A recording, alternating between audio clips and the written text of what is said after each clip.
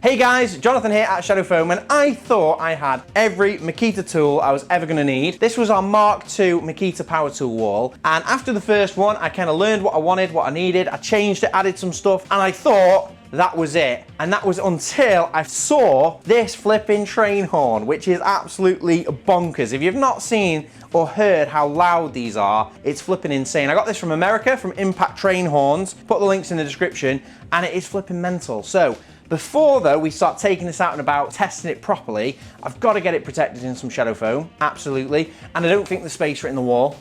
I don't think really it lends itself to going in the wall, to be honest. I feel like this needs a case.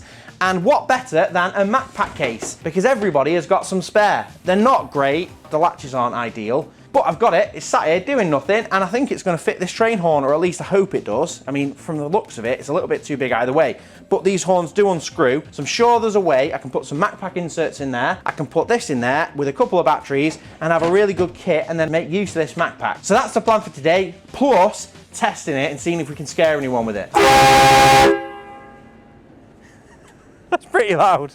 Right, so they are the inserts we're going to need. We've got three 50mm MacPack inserts in teal, and we've got a 30mm, and that should fill this case right to the top. So we're going to fill up the box all the way to the top with foam, and then we can go layer by layer and cut this in, because it's quite a complex shape. I'm not entirely sure how these cones are going to go, but they do unscrew. So we're going to unscrew them and have them separate. They come out quite quickly and easily. And then we also want to include a couple of batteries and maybe even a charger, but I think we might be pushing it with the charger, but we'll soon find out. So what we'll do now is I'll take these cones off and I'll rough out a bit of a layout and see how everything's going to go. Right, so I'm thinking for the layout, we're going to go for this right in the center, as far over to this side as I can, and then that will give me room for these two long cones to go left and right. And then I'm going to put the short cones underneath somehow. I'm not exactly sure how, because we've got loads of depth in this box, I'm pretty confident these will fit underneath. So that'll be the cone sorted, and then this section here, it's really large but quite shallow, so I don't think that's going to take up too much room. So I'm hoping once this gun comes out, we can have two batteries up here. Don't think the charger, but we'll see. So a job like this, a task like this, usually I have to just go stage by stage. So the way I'm going to do it, I've got this full stack here. I'm going to cut all the way through this top insert, because we know we're 100% have to go all the way through the top one, even this section here, which is 30mm. The reason why I'm going for 30mm on the top is because that section there is quite shallow. So that section won't cut any deeper than 30mm, but the rest of it will. So we'll cut through the top, then we'll use that as a profile to cut through the next layer, which will cut this deeper section, cut, all the way through. We'll then be able to see quite clearly where these horns can go. So that is it. Let's get cutting. So when it comes to cutting, all we're gonna need is one of our basic cutting kits. You've got everything in I'm gonna need for this job. You've got the scalpel, 5 blades, the forceps for putting the blades on the scalpel, you've got the anti-cut gloves, the instructions, the sticker, everything you're gonna need. So I get my glove on, get the scalpel going, and let's get cutting.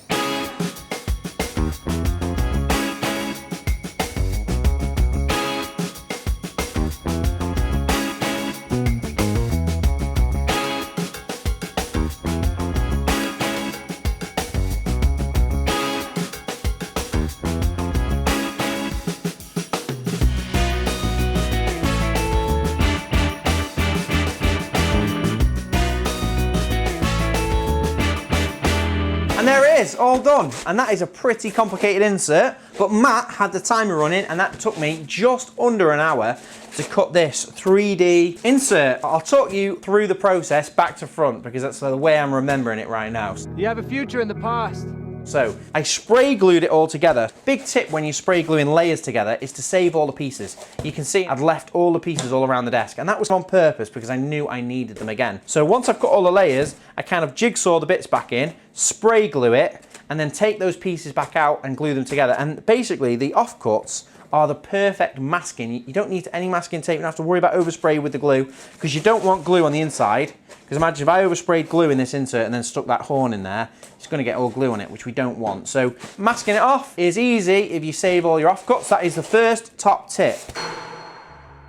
We start top down, and the first thing I did was cut this 30mm insert, and I basically placed this face down on that, cut around the profile, and I lifted it out the way. And to get the next layer, fortunately for me, I actually have this impact gun here. So I have the same one without a train horn attached to it. So I was able to use that to get that deep profile. You can see there, obviously this train horn attachment is only thin and narrow, whereas that is the main bit that we need to cut in. So I was able to cut that. We've cut quite deep. You'll see this train horn absolutely disappears here.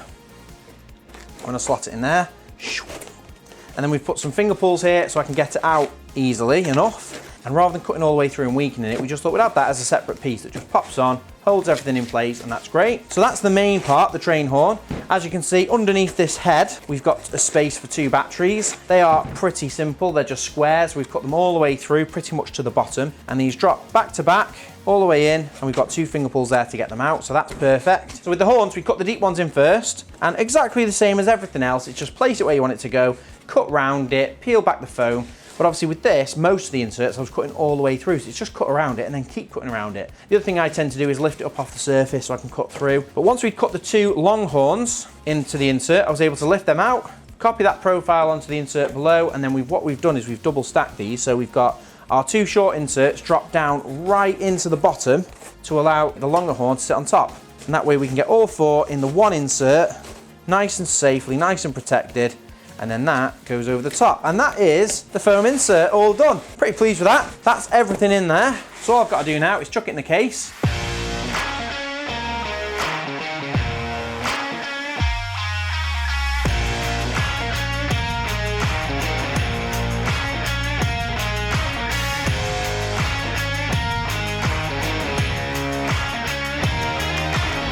So there we go, all finished. And it fits in there like a glove, and I'm pretty happy to be using up one of these Mac packs because they are just sat around. I don't like getting rid of them, but there you go. Now I've got a train horn in there and it's looking great. So when we've used Mac pack inserts for this, so these inserts are available on the website shadowfoam.com. They come in 30mm and 50mm and they're available in twin packs. So you can get inserts for your Mac pack and organize this exactly as we've done here if you want to. And also if you enjoyed this video and you like seeing tools getting organized or quirky stuff like this train horn, make sure you subscribe to the channel, click the bell icon so you don't miss any of our future videos, and let's go and test this out. What I wanted to do when it first arrived. And now it's in Shadow Foam, let's go and give it a test.